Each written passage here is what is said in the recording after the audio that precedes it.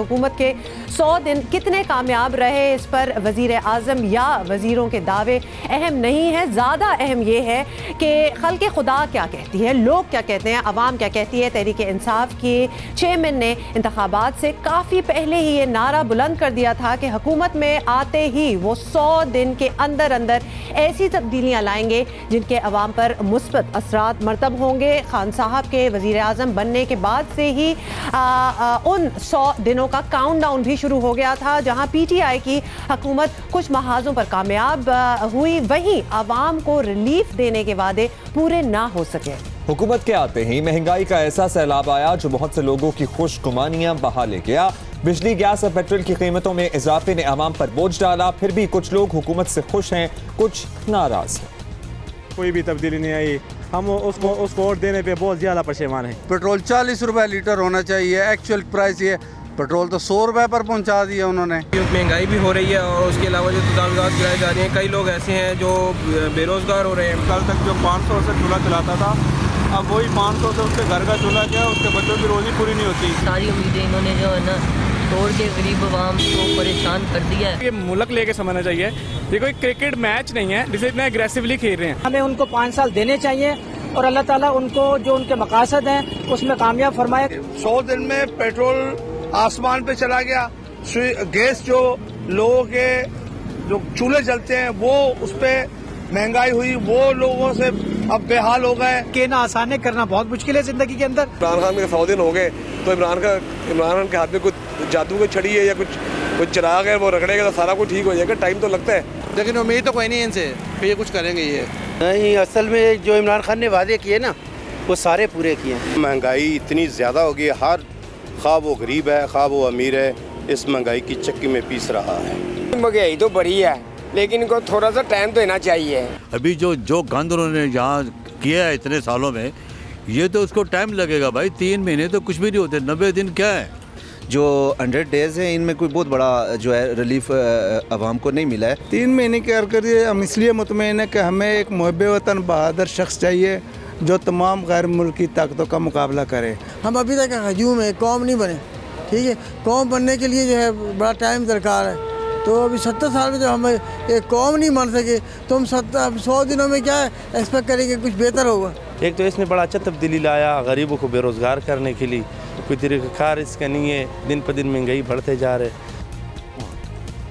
ये तो आपने आवाम की बातें बराह सुन ली, क्या वो सोचते हैं। काफ़ी लोगों का ये भी सोचना था कि 100 दिन बहुत कम है किसी भी चेंज के लिए। खैर, आपको जल्दी से ये भी बता दें कि आवाम का असल मसला महंगाई है। और महंगाई की बात करें तो इदारा शुमारियात के मुताबिक मई से अक्टूबर 2018 के दौरान किचन आइटम्स की औसतन कीमत में तकरीबन 11% इजाफा हुआ है। और गुज़िश्ता 4 माह में गंदम, आटे, चावल, दालों, चीनी, घी, तेल और दीगर बुनियादी अशियाई ज़रूरत जो एसेंशियल्स होते हैं, बिल्कुल डेली एसेंशियल्स, उनकी कीमतें नई बुलंदी पर जा पहुंची हैं। और रिपोर्ट के मुताबिक टमाटर की कीमत 31 से बढ़कर 69.51 रुपए किलो, यानी तकरीबन 120% ज्यादा हो गई है। अब थोड़ा सा मैंने सुना कि जैसे अब वापस नीचे आ गया है टमाटर। और इस अरसे में 10 किलो गंदम की कीमत 320.49 रुपए से बढ़कर 340 रुपए हो गई है। और इसी तरह आटे की 10 किलो के निर्ख 359.81 रुपए से बढ़कर 393.35 रुपए हो गए हैं। बासमती चावल की कीमत 74.63 रुपए से बढ़कर 77.14 रुपए फी किलो हो गई है। बकरे के गोश्त की कीमत 767.23 रुपए से बढ़कर 794 रुपए और गाय के गोश्त की कीमत 361 रुपए से बढ़कर 379 रुपए फी किलो हो गई है। और ये वो रेट्स हैं जो हम मिनिमल रेट्स आपको बता रहे हैं। अगर हम थोड़ी बेहतर दुकानों में चले जाएं तो रेट्स इससे कहीं ज्यादा भी हैं। दूध की कीमत 83.97 रुपए से बढ़कर 85.51 रुपए फी किलो हो गई है। दही की कीमत 101 रुपए से बढ़कर 102 रुपए फी किलो हो गई है। अप्रॉक्सीमेटली अंडे हैं 91.85 रुपए दर्जन से बढ़कर 111 रुपए दर्जन पर फरोख्त हो रहे हैं। 2.5 किलो के कुकिंग ऑयल का जो थैला होता है उसकी कीमत भी आपको बताएंगे। 476.40 रुपए से बढ़कर 483.26 रुपए हो गई है। 2.5 किलो घी की कीमत 470 रुपए से बढ़कर 476 रुपए हो गई है। चीनी की कीमत भी 52 तकरीबन 53 रुपए में फरोख्त हो रही थी, इससे बढ़कर अब तकरीबन 55 रुपए फी किलो में फरोख्त हो रही है और ये तो लोकल आइटम्स हैं। बिल्कुल, ये तो हमने आपको बिल्कुल इन नटशेल बताया है कि क्या चल रहा है। कुछ कीमतें जो हैं वो ऊपर नीचे जरूर हुई हैं। इसके अलावा हुमा आपको पता है इंपोर्टेड चीजें जिंदगी में आपको पता है रोजमर्रा जिंदगी में कहीं ना कहीं आपका इस्तेमाल रहता है, चाहे वो कॉस्मेटिक की चीजें हों या चाहे दीगर शैम्पू वगैरह हों, उनकी कीमतें तो बहुत ज्यादा बढ़ गई हैं। अच्छा, अब वो शुरू में हम मजाक ही बना हुआ था कि जी चीज़ की इंपोर्ट भी हम खत्म कर देंगे या टैक्स लगा देंगे, वो एक्चुअली डिड हैपन बिकॉज अगर अभी आप जाके कुछ स्पेशल चीज़ें होते हैं वो आपको नहीं मिलेगा। तो ये पहले जो आपको चीज़ें मिल जाती थी अब नहीं मिलती। बट एनीवे इसी पे हम ज़रा और समझेंगे कि क्या हो रहा है और क्या नहीं। सोहेल वड़ाइच साहब हमारे साथ हैं, सीनियर सहाफ़ी, सीनियर तज्ज़ियाकार। वड़ाइच साहब, आवाम को लगता है कि हुकूमत के पहले 100 दिनों में रोज़मर्रा की डेली एसेंशियल्स की जो अशिया हैं वो महंगी हुई हैं। हुकूमत के लिए ये कितनी तशवीश की बात होनी चाहिए?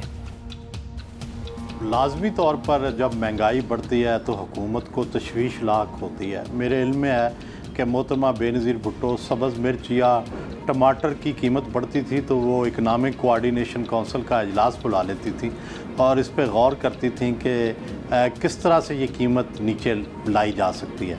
दुनिया भर में फूड बास्केट का एक तस्वर है। तानिया के अंदर जो डबल रोटी है उसकी कीमत 20 साल से तकरीबन एक है, बल्कि कम हुई है। अंडों की कीमत कम हुई है क्योंकि उन्होंने मेक श्योर किया हुआ है कि आम आदमी जो है उसको महंगाई का सामना ना करना पड़े। तो पीटीआई को भी इस हवाले से एक खसूसी सेल बनाना चाहिए और ख़ास कर जो फूड बास्केट है, वो जो अशियाए ज़रूरत हैं, उन पर कंट्रोल करना चाहिए। कोई सेल बनाना चाहिए और जो फ्रूट बास्केट है उनकी कीमतों को कंट्रोल करना चाहिए। वड़ाइच साहब भी बताइएगा कि अशाए ज़रूरिया का महंगा होना क्या माजी में किसी हुकूमत के लिए ख़तरनाक साबित हुआ है? जी, बड़ी मिसालें हैं। ख्वाजा नाज़मुद्दीन को कायदे किल्लत कहा जाता था। हाँ, आटा डे मनाया गया जब आटे की कमी हुई। चीनी चोर होती साहब वज़ीर थे अयूब खान दौर में, तब कहा गया। भुट्टो दौर में भी महंगाई के ख़िलाफ़ मुजाहरे हुए। जूतियाँ महंगी हो गई तो उस पर मुजाहरे हुए। तो ये हर दौर में जो है जब अशियाए ज़रूरत महंगी होती है तो लोग एहतजाज करते हैं। लेकिन फ़िलहाल पीटीआई को ये मार्जिन है कि वो नई आई है, अभी लोग समझते हैं कि वो हालात संभाल रही है, लेकिन उन्हें चाहिए कि दूर रस फैसले करें ताकि आने वाले महंगाई जो है वो कम हो। यानी बेसिकली उनके पास अभी मार्जिन है स्टिल टू प्रूव। लेकिन वड़ाइच साहब साथ साथ ये भी बताइए हमें कि अभी फौरी तौर पर इलेक्शन भी नहीं है, बल्दियाती इंतखाबात का भी फ़िलहाल कोई प्लान नहीं। सियासी तौर पर तहरीक-ए-इंसाफ के लिए पहले 100 दिनों की परफॉर्मेंस अच्छी या बुरी होना क्या मायने रखती है? देखिए, ये उसी तरह है जिस तरह किताब का पहला चैप्टर होता है कि आप पहला चैप्टर पढ़कर फैसला करते हैं कि आगे मैं किताब पढ़ूँ या नहीं पढ़ूँ। इसी तरह जो पहले 100 दिन होते हैं ये दरअसल सिमत मुतय्यन करने के लिए होते हैं, लेकिन बहुत कम होता है क्योंकि ये दिन 5 साल की मुद्दत मिलती है तो उसमें 100 दिन बहुत कम है। लेकिन जो जिस तरह की मिसाली गवर्नेंस की तवक्को थी पीटीआई से, जिस तरह की लोगों की तवक्कुआत थी, वो बहुत कम पूरी हुई हैं और इन्हें चाहिए कि आप अपने आप को स्पीड अप करें, नज़रसानी करें जहाँ जहाँ गलतियाँ हुई हैं और अपने आप को बेहतर करने की कोशिश करें। मैं दुआगो हूँ, पूरी पाकिस्तानी कौम चाहती है कि ये कामयाब हो ताकि मुल्क कामयाब हो। लेकिन अगर इनकी कारकर्दगी 100 दिनों में है, अगर ऐसी रही तो फिर इनके बारे में जो तवक्कुआत हैं वो दम तोड़ जाएंगे। अच्छा, तवक्कुआत जो हैं उन पर पूरा उतरने की ज़रूरत है। 100 दिन का हनीमून पीरियड हम कह रहे थे इससे पहले। वड़ाइच साहब, हुकूमत के लिए अगला टारगेट आप क्या समझते हैं, क्या होना चाहिए? आप इमरान खान साहब और उनकी टीम को क्या मशवरा देंगे? कौन सी ऐसी चीज़ें हैं जिन पर फौरी फोकस करने की ज़रूरत है? मेरा ख्याल है कि ये बिल्कुल सही बात है। 100 दिन बहुत कम होते हैं, 6 माह होने चाहिए जिसमें कारकर्दगी सामने आती है, सिमत मुतय्यन होती है। तो इमरान खान के लिए सबसे बड़ा जो चैलेंज है मेरी नज़र में वो मईशत है। अगर ये मईशत का मामला हल कर लेते हैं तो बाकी मामलात सानवी हैं, उनके बारे में इनकी डायरेक्शन वाज़ेह है। लेकिन मईशत के बारे में, मईशत इस वक्त एक अड़ियल और एक तेज़ किस्म का गुस्ताख घोड़ा बन चुका है जिसको कंट्रोल करना बहुत मुश्किल होगा। और इस हवाले से मेरा ख्याल है कि अभी तक हुकूमत कोई ऐसा इकदाम नहीं कर सकी जिससे आवाम को तसल्ली हो। IMF से भी मुज़ाकरात चले लेकिन कामयाब नहीं हुए। इसका मतलब है उन्होंने सख्त शराइत नाफिज की होंगी जो नहीं मानी। तो जब तक आलमी अदारे मुतमईन नहीं होंगे उस वक़्त तक पाकिस्तान की मईशत बेहतर रास्ते पर चलने का इम्कान नहीं है, क्योंकि मईशत का तल्लुक़ बैरून मुल्क से भी होता है और अंदरून मुल्क से भी। अगर आप बैरून मुल्क से कट जाएंगे तो सिर्फ अंदरून मुल्क जो भी करते रहें मईशत जो है वो बेहतर नहीं होगी।